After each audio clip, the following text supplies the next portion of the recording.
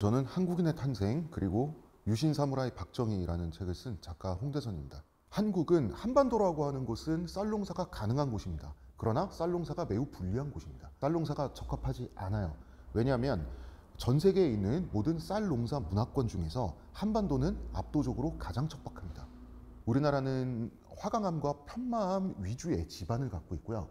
굉장히 그 땅을 척박하게 만드는 지반입니다. 화강암은 땅을 산성으로 만들어요. 예, 시간이 지날수록 더더욱 척박해지죠. 그리고 농사를 지으면 지을수록 우리나라 땅은 지력이 빨리 소모가 됩니다. 더욱이 산악 지형이 70%에서 80% 사이고요.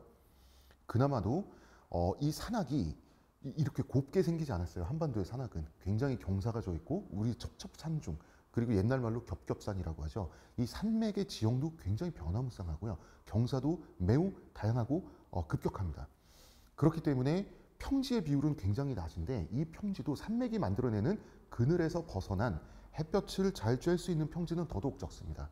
이 한정된 농토에서 이 농경을 해서 이 인구를 부양을 해야 되는데 쌀농사는 마침 단위 면적당 인구 부양력이 가장 높습니다. 그렇기 때문에 한정된 농토에서 어느 정도 이상의 인구가 생존을 하려면 쌀농사에 올인을 할 수밖에 없는 것이죠. 쌀농사가 불리하지만 가능하다. 그렇기 때문에 쌀농사에 더더욱 집착하고 올인할 수밖에 없습니다. 왜? 농토는 한정되어 있는데 쌀농사는 인구 부양력은 가장 높기 때문에. 그런데 쌀농사는 인구 부양력은 가장 높지만 가장 노동 집약적이에요.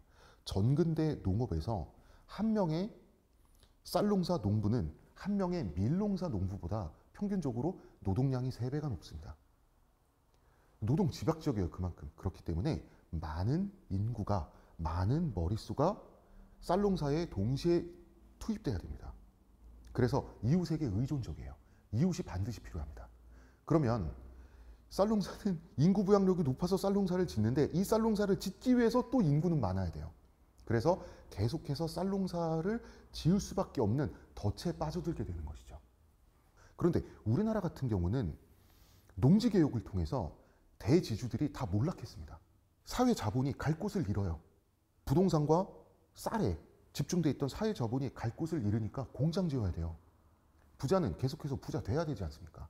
그리고 우리나라 같은 경우에 농지개혁을 할 때 대지주들이 농지개혁의 폭탄을 빠져나가는 그 폭탄을 피하는 방법이 있었어요. 사회재단을 만들면 그 농지개혁의 폭탄을 피해갈 수 있었어요. 그래서 이 약삭빠른 대지주들은요, 어떤 짓을 했냐면 농지개혁의 폭탄을 맞기 전에 그 자기 농지를 학교로 바꿔버려요. 그게 그대로 우리나라의 교육혁명의 자산이 돼버린 거예요.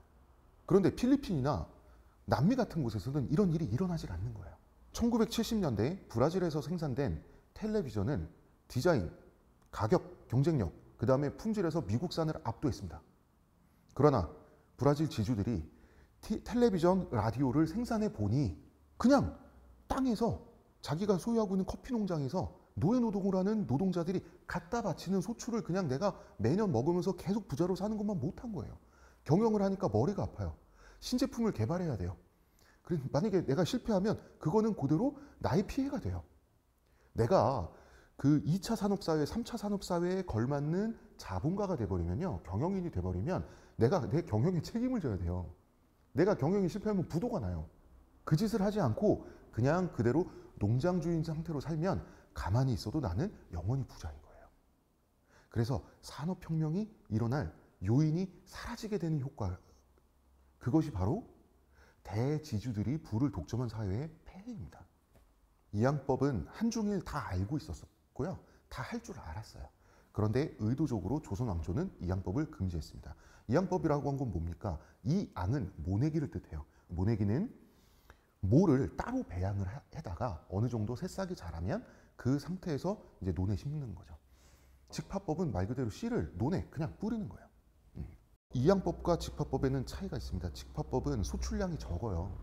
쌀이 적게 생산됩니다.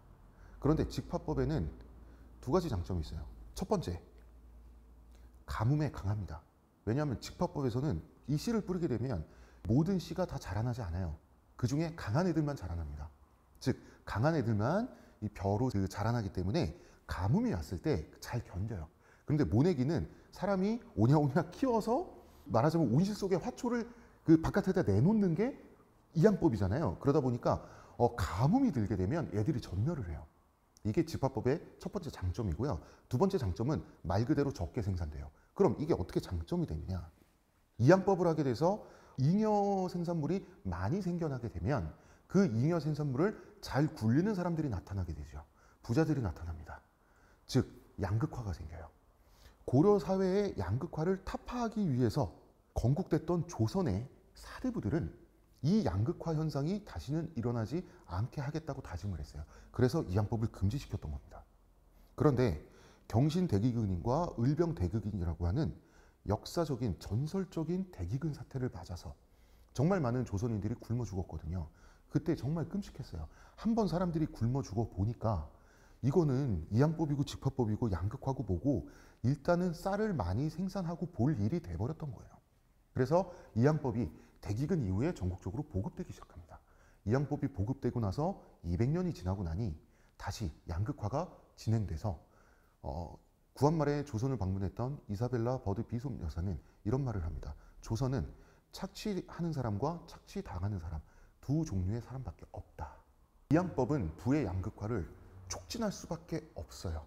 왜냐하면 이양법은 가뭄에 취약하다고 그랬죠.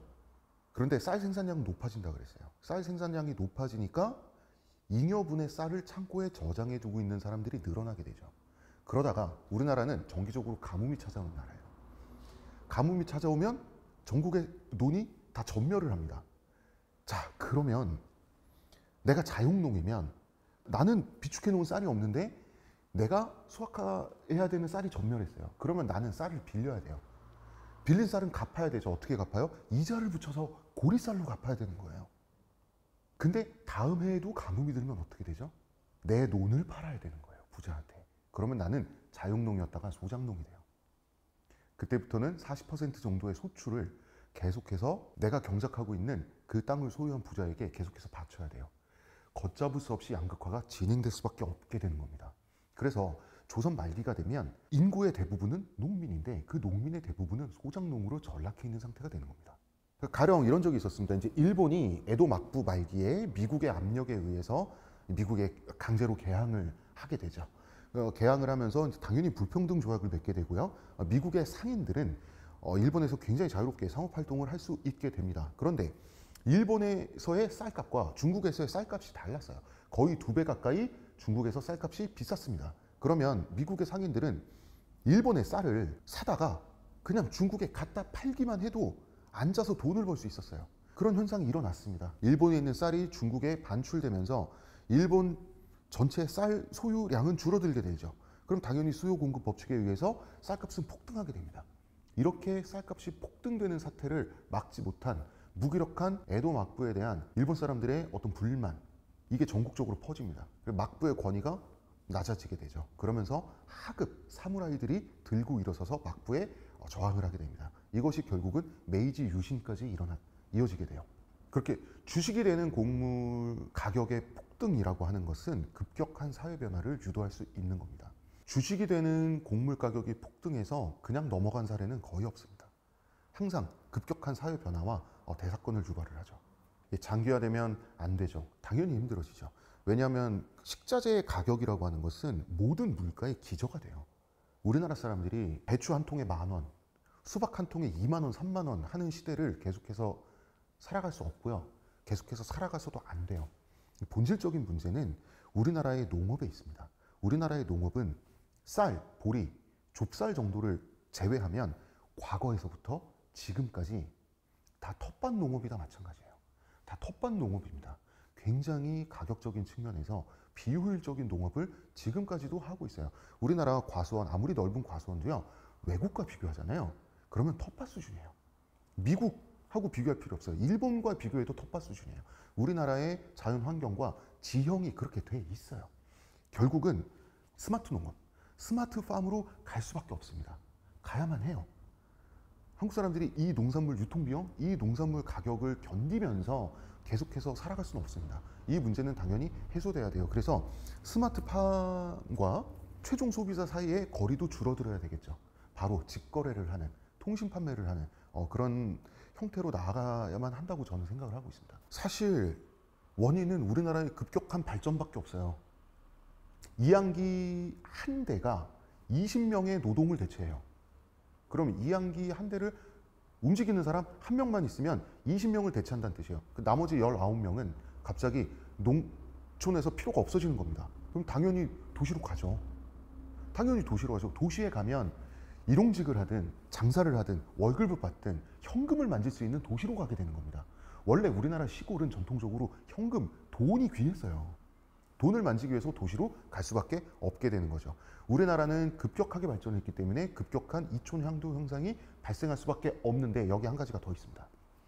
전통적인 전근대 쌀농사 농부는 전통적인 밀농사 농부보다 3배의 노동을 한다 그랬어요. 노동력이 3배 더 들어갑니다. 즉 이촌 향도의 속도도 밀농사권보다 쌀농사권이 3배 빠를 수밖에 없다는 얘기예요. 노동이 기계로 대체가 되니까. 그런 거를 생각해 보면 지금의 농촌 공동화 현상, 지역 소멸 현상은 우리가 필연적으로 겪을 수밖에 없는 현상이고 우리가 딱히 잘못한 게 없어요. 생각을 해보면. 우리가 잘못하지 않아서 생겨난 문제지만 우리가 책임감을 가지고 해결해야 할 문제기도 한 거죠.